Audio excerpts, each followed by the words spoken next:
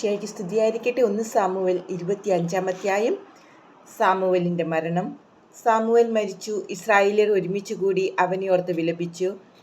റാമായിലുള്ള സ്വന്തം ഭവനത്തിൽ അവനെ സംസ്കരിച്ചു. ദാവീദ് പാരാൻ മരുഭൂമിയിൽ പോയി പാർത്തു. ദാവീദും അബിഗായിലും.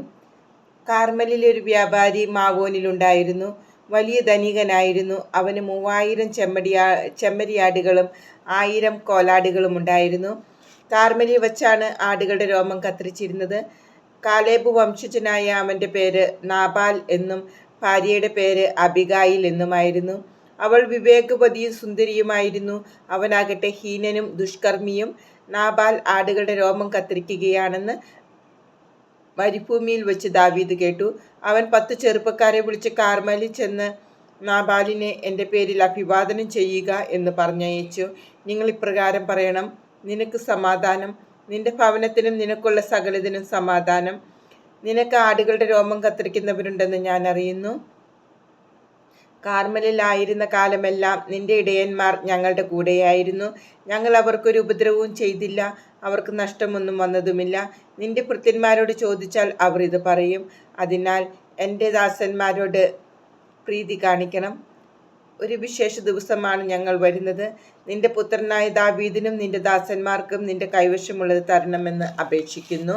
ദാവീദിന്റെ ദാസന്മാർ ചെന്ന് ഇത് അവന്റെ നാമത്തിൽ നാബാലിനോട് പറഞ്ഞിട്ട് കാത്തുനിന്നു. നാബാൽ അവരോട് ചോദിച്ചു: ആരാണ് ഈ ദാവീദ്? ജസ്സയുടെ പുത്രൻ ആരാണ്? യജമാനന്മാരിൽ നിന്ന് തെറ്റിപ്പിരിഞ്ഞു പോകുന്ന ഭൃത്യന്മാർ ഇക്കാലത്ത് ധാരാളമുണ്ട്. എൻ്റെ ആടുകളുടെ രോമം കത്തിരിക്കുന്നവർക്കായി ഒരുക്കിയിട്ടുള്ള ഇറച്ചിയും അപ്പവും വെള്ളവും എടുത്ത് എവിടെ നിന്ന് വരുന്നെന്ന് പോലും അറിഞ്ഞുകൂടാത്തവർക്ക് കൊടുക്കണമെന്നോ? അവർ തിരിച്ചു വന്ന് എല്ലാ വിവരവും ദാവീദിനെ അറിയിച്ചു. അവൻ അവരോട് പറഞ്ഞു: ഓരോരുത്തരും വാൾ അരയിൽ കെട്ടുവിൻ. അവർ അങ്ങനെ ചെയ്തു. ദാവീദും വാളെടുത്തു. 400 പേർ അവനോട് കൂടെ പോയി. 200 പേർ ഭാണ്ഡങ്ങൾ സൂക്ഷിക്കാൻ അവിടെ തങ്ങി. അതിനിടയ്ക്ക് ഭൃത്യന്മാരിൽ ഒരുവൻ നാബാലിൻ്റെ ഭാര്യ അബിഗായിലിനോട് പറഞ്ഞു: യജമാനെ അഭിവാദനം ചെയ്യാൻ ദാവീദ് മരുഭൂമിയിൽ നിന്ന് ദൂതന്മാരെ അയച്ചിരുന്നു. എന്നാൽ അവൻ അവരെ ശകാരിച്ചയച്ചു. അതേസമയം അവർ നമുക്ക് വലിയ ഉപകാരികളായിരുന്നു. ഞങ്ങൾ വയലിൽ അവരോടുകൂടെ വസിച്ചിരുന്ന കാലത്തൊരിക്കലും അവർ ഞങ്ങളെ ഉപദ്രവിച്ചിട്ടില്ല. ഞങ്ങൾക്കൊന്നും നഷ്ടപ്പെട്ടതുമില്ല. ആടുകളെ മേയിച്ചുകൊണ്ട് അവരോട് കൂടെ ആയിരുന്നപ്പോഴൊക്കെ രാവും പകലും അവർ ഞങ്ങൾക്കൊരു കോട്ടയായിരുന്നു. എന്തു ചെയ്യണമെന്ന് ആലോചിച്ച് തീരുമാനിക്കുക. യജമാനും കുടുംബത്തിനും ദ്രോഹം ചെയ്യാൻ അവർ തീരുമാനിച്ചിരിക്കുന്നു. യജമാനൻ ദുസ്വഭാവനായതുകൊണ്ട് അവനോട് ആർക്കും ഇത് പറയാനാവില്ല. അബിഗായിൽ തിടുക്കത്തിൽ 200 അപ്പവും 2 തോൽക്കുടം വീഞ്ഞും പാകം ചെയ്ത 5 ആടും 5 കൂട്ടം മലരും 100 ഉണക്കമുന്തിരിക്കുലയും അത്തിപ്പഴം കൊണ്ടുള്ള 200 അടയും എടുത്ത് കഴുതപ്പുറത്ത് കയറ്റി. അവൾ ഭൃത്യരോട് പറഞ്ഞു: നിങ്ങൾ മുമ്പേ പോവുക, ഞാനിതാ വരുന്നു. അവൾ ഭർത്താവായ നാബാലിനെ അറിയിച്ചില്ല. അവൾ കഴുതപ്പുറത്ത് കയറി മലയടിവാരത്തിലേക്ക് ഇറങ്ങിച്ചെല്ലുമ്പോൾ ദാവീദും അനുയായികളും എതിരെ വരുന്നത് കണ്ടു. ദാവീദ് പറയുകയായിരുന്നു: മരുഭൂമിയിൽ അവനുണ്ടായിരുന്നതൊക്കെ ഞാൻ കാത്തു സൂക്ഷിച്ചത് വെറുതെയായി. അവൻ്റെ വക യാതൊന്നും നഷ്ടപ്പെട്ടില്ല. അവനാകട്ടെ എന്നോട് നന്മയ്ക്ക് പകരം തിന്മ ചെയ്തു. അവൻ്റെ ആളുകളിൽ ഒരുവനെയെങ്കിലും പുലരും വരെ ജീവനോടിരിക്കാൻ ഞാൻ അനുവദിച്ചാൽ ദൈവം ദാവീദിൻ്റെ ജീവൻ എടുത്തുകൊള്ളട്ടെ. ദാവീദിനെ കണ്ടപ്പോൾ അബിഗായിൽ തിടുക്കത്തിൽ കഴുതപ്പുറത്ത് നിന്നിറങ്ങി അവൻ്റെ മുമ്പിൽ സാഷ്ടാംഗം നമസ്കരിച്ചു. അവൾ അവൻ്റെ കാൽക്കൽ വീണ് പറഞ്ഞു: പ്രഭോ, ഈ തെറ്റ് എൻ്റെ മേലായിരിക്കട്ടെ.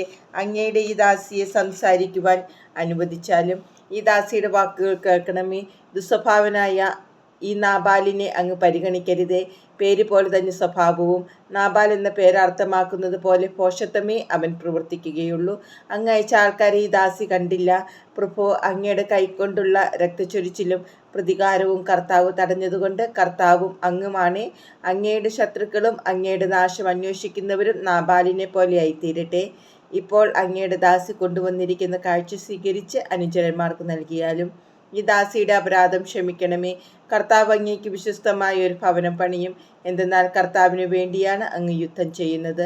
ആയുഷ്കാലത്തിലൊരിക്കലും അങ്ങിൽ തിന്മയുണ്ടാകുകയില്ല. അങ്ങയെ പിന്തുടർന്ന് ജീവഹാനി വരുത്താൻ ശ്രമിച്ചാലും അങ്ങയുടെ പ്രാണനെ ദൈവമായ കർത്താവ് നിധി എന്ന പോലെ സൂക്ഷിച്ചുകൊള്ളും. അങ്ങയുടെ ശത്രുക്കളുടെ ജീവനാകട്ടെ കവണയിൽ നിന്നെന്ന പോലെ അവിടുന്ന് തെറിപ്പിച്ചു കളയും. കർത്താവ് വാഗ്ദാനം ചെയ്തിരിക്കുന്ന എല്ലാ നന്മയും പൂർത്തിയാക്കി അങ്ങേ ഇസ്രായേൽ രാജാവാക്കും. അപ്പോൾ കാരണമില്ലാതെ രക്തം ചിന്തിയെന്നോ സ്വന്തം കൈകൊണ്ട് പ്രതികാരം ചെയ്തെന്നോ ഉള്ള വൃദ്ധയും മനസാക്ഷിക്കുത്തും അങ്ങേക്കുണ്ടാവുകയില്ല. കർത്താവ് നന്മ വരുത്തുമ്പോൾ അങ്ങയുടെ ദാസിയെയും ഓർക്കണമേ. ദാവീദ് അബിഗായിലിനോട് പറഞ്ഞു, ഇന്ന് നിന്നെ എൻ്റെ അടുത്തേക്ക് അയച്ച് ഇസ്രായേലിൻ്റെ ദൈവമായ കർത്താവ് വാഴ്ത്തപ്പെടട്ടെ. രക്തച്ചൊരിച്ചിലിൽ നിന്നും സ്വന്തം കയ്യാലുള്ള പ്രതികാരത്തിൽ നിന്നും എന്നെ തടഞ്ഞ നീയും നിന്റെ വിവേകവും അനുഗ്രഹീതമാണ്.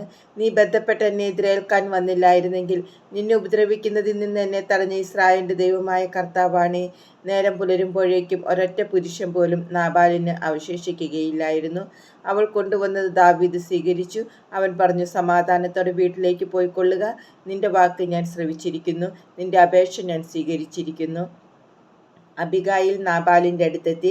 അവൻ തൻ്റെ വീട്ടിൽ രാജകീയമായൊരു വിരുന്ന് നടത്തുകയായിരുന്നു. വളരെയധികം മദ്യപിച്ചിരുന്നതിനാൽ അവൻ ഉന്മത്തനായിരുന്നു. പ്രഭാതം വരെ അവൾ യാതൊന്നും അവനോട് പറഞ്ഞില്ല. നാബാലിന് രാവിലെ ലഹരി ഇറങ്ങിയപ്പോൾ അവൾ ഇക്കാര്യം അവനോട് പറഞ്ഞു. അത് കേട്ട് ഹൃദയം മരവിച്ച് അവൻ ശിലാതുല്യനായി തീർന്നു. ഏകദേശം 10 ദിവസം കഴിഞ്ഞപ്പോൾ കർത്താവ് നാബാലിനെ ശിക്ഷിച്ചു. അവൻ മരിച്ചു. നാബാലിൻ്റെ മരണവാർത്ത കേട്ടപ്പോൾ ദാവീദ് പറഞ്ഞു, അവൻ എന്നോട് കാണിച്ച നിന്ദയ്ക്ക് പകരം ചോദിക്കുകയും അവിടുത്തെ ദാസനെ തിന്മയിൽ നിന്ന് രക്ഷിക്കുകയും ചെയ്ത കർത്താവ് വാഴ്ത്തപ്പെടട്ടെ. നാബാലിൻ്റെ ദുഷ്ടത കർത്താവ് അവൻ്റെ തലയിലേക്ക് തന്നെ അയച്ചിരിക്കുന്നു. അനന്തരം അബിഗായിലിനെ ഭാര്യയാക്കാനുള്ള ഉദ്ദേശത്തോടെ അവളോട് സംസാരിക്കാൻ ദാവീദ് ദൂതന്മാരെ അയച്ചു. അവർ കാർമലിൽ അബിഗായിലിൻ്റെ അടുത്ത് ചെന്ന്, ദാവീദിൻ്റെ ഭാര്യയാകുന്നതിന് നിന്നെ കൂട്ടിക്കൊണ്ടു ചെല്ലാൻ അവൻ ഞങ്ങളെ അയച്ചിരിക്കുകയാണ് എന്ന് പറഞ്ഞു. അവൾ എഴുന്നേറ്റ് നിലംപറ്റി താണു തൊഴുതു പറഞ്ഞു, ഈ ദാസി എൻ്റെ യജമാനൻ്റെ ദാസന്മാരുടെ പാദം കഴുകേണ്ടവളാണ്. അബിഗായിൽ എഴുന്നേറ്റ് കഴുതപ്പുറത്ത് കയറി 5 പരിചാരികമാരോടൊപ്പം ദാവീദിൻ്റെ ഭൃത്യന്മാരുടെ പിന്നാലെ പോയി. അവൾ ദാവീദിൻ്റെ ഭാര്യയായി തീർന്നു. ജസ്രേലിൽ നിന്ന് അഹിനോമിനെയും ദാവീദ് ഭാര്യയായി സ്വീകരിച്ചു. ഇരുവരും അവൻ്റെ ഭാര്യമാരായി തീർന്നു. ദാവീദിന് ഭാര്യയായി നൽകിയിരുന്ന തൻ്റെ മകൾ മീഖാലിനെ സാവൂൾ ഗല്ലീംകാരനായ ലായീഷിൻ്റെ മകൻ ഫാൽത്തിക്ക് ഭാര്യയായി നൽകി.